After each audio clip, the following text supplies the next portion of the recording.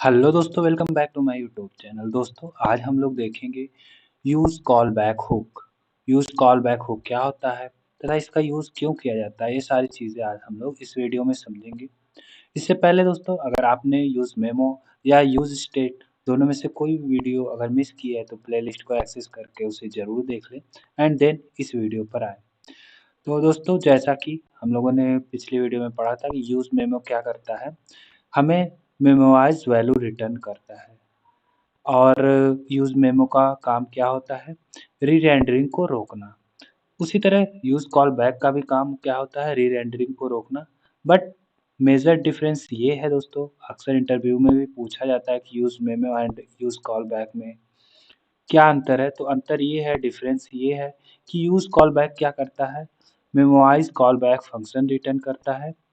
फिर से बोल रहा हूँ दोस्तों, आप लोग कमेंट में लिखिएगा, 2-4 बार लिखिएगा कमेंट में, ताकि आप लोगों को याद हो जाए कि यूज़ कॉल बैक क्या करता है, memorise call back function return करता है तथा use memo hook memorise value return करता है। यूज़ मेमो हुक क्या करता है, मेमोराइज़ वैल्यू रिटर्न करता है। कमेंट करिएगा, एंगेज रहिएगा ताकि आप लोगों को याद रहे और 2-4 बार ये बात पढ़ लीजिएगा, याद कर लीजिएगा।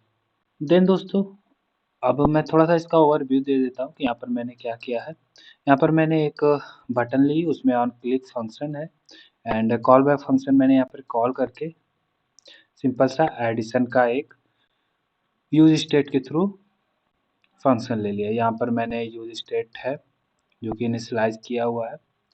अब ये सारी चीज़ें आप लोग जानते होंगे एंड जैसे मैं इस पे क्लिक करूँगा तो हमारी वैल्यू इंक्रीज़ हो रही है यहाँ पर, तो आप लोगों को दिख रहा है।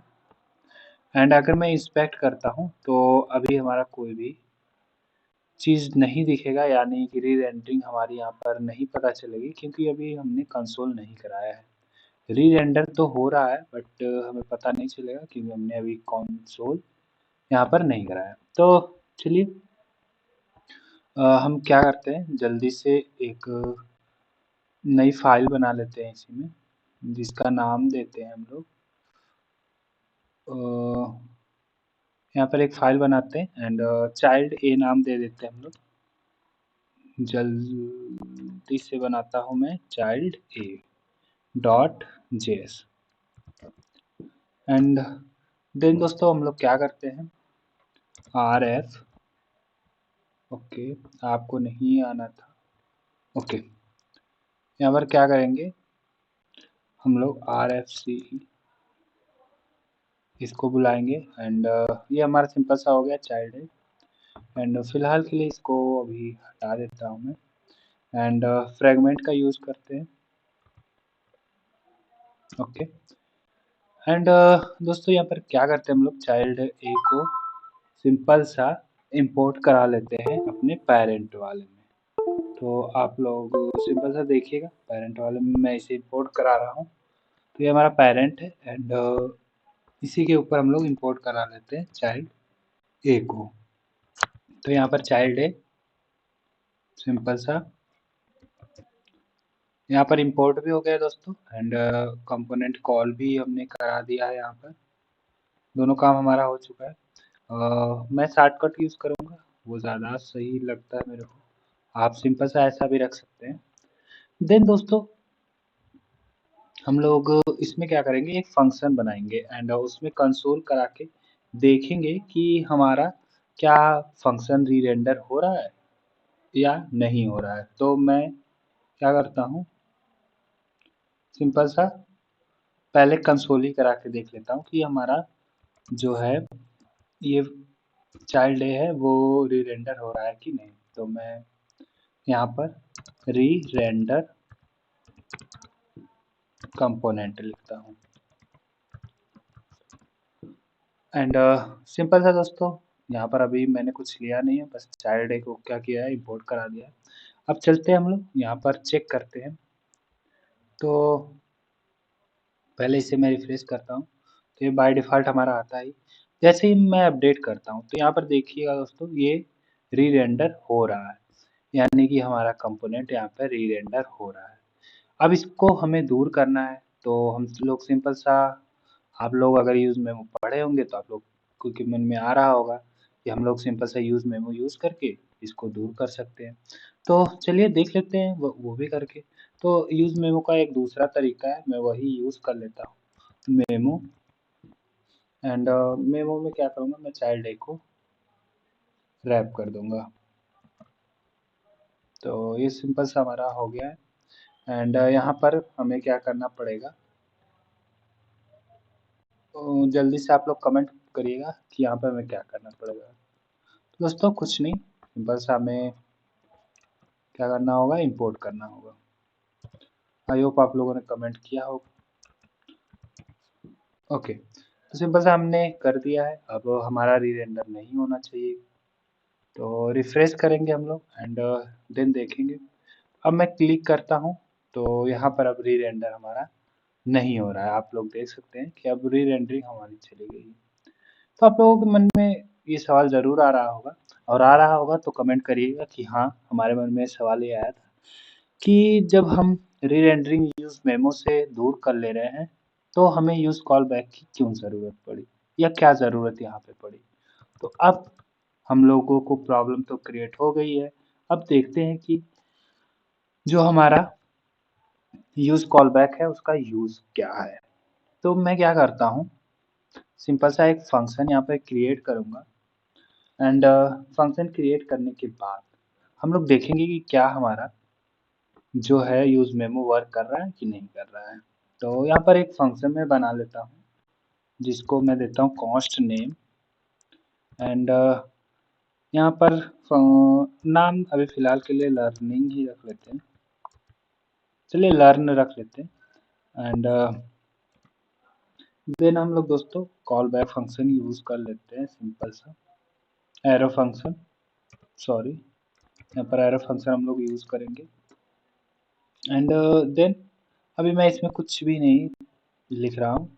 कंसोल करा सकता था बट फिलहाल के लिए अभी इसकी कोई ज़रूरत नहीं है एंड लर्न को क्या करूँगा, as a prop child a में पास कर दूंगा। तो चाइल्ड डे में एज ए प्रॉप यहाँ पे पास करता हूँ learn L E, okay and आप इसका नाम कुछ भी रख सकते थे, मैंने सेम रखा है।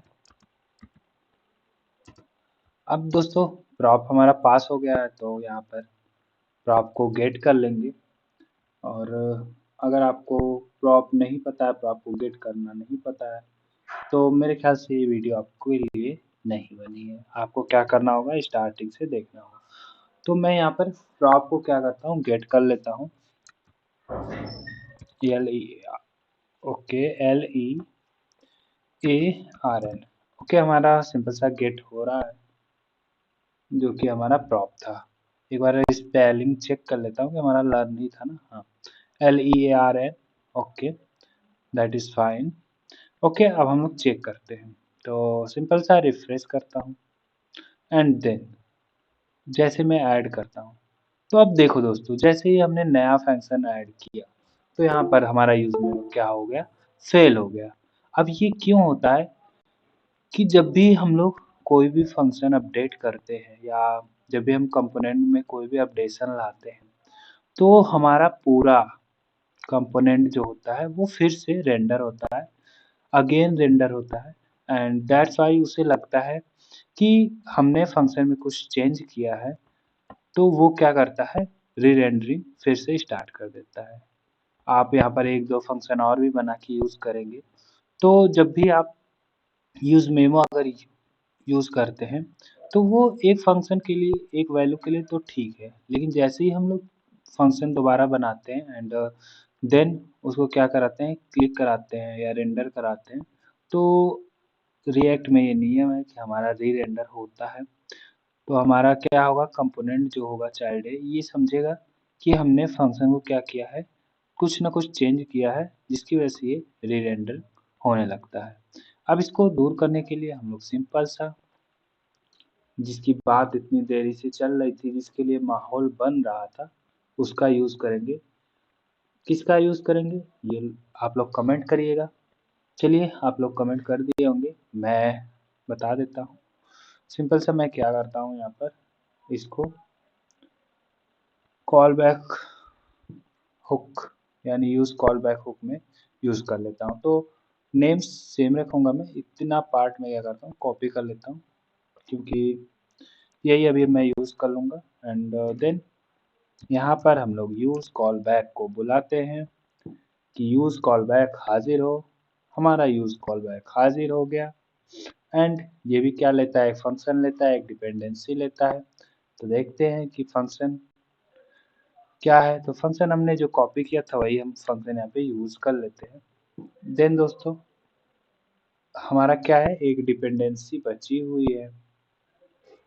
तो फिलहाल के लिए मैं डिपेंडेंसी को एज इट इज़ क्या करता हूँ, बस छोड़ देता हूँ, वाइड रखता हूँ एंड अब मैं सिंपल सा यहाँ पे आऊँगा एंड रिफ्रेश करूँगा तो हमारी रीड एंट्री यहाँ पर ख़त्म हो चुकी होगी।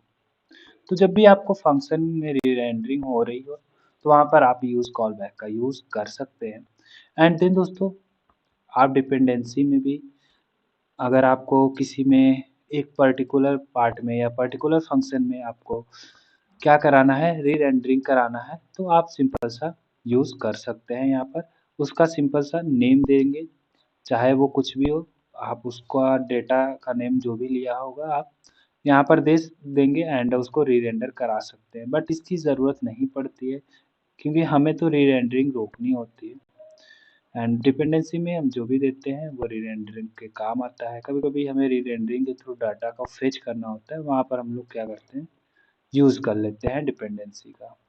आई होप दोस्तों यूज़ कॉल बैक आपको समझ में आया होगा। फिर भी अगर कोई भी डाउट हो तो आप कमेंट करिएगा। मिलते हैं नेक्स्ट वीडियो में, तब तक के लिए जय हिंद, जय भारत।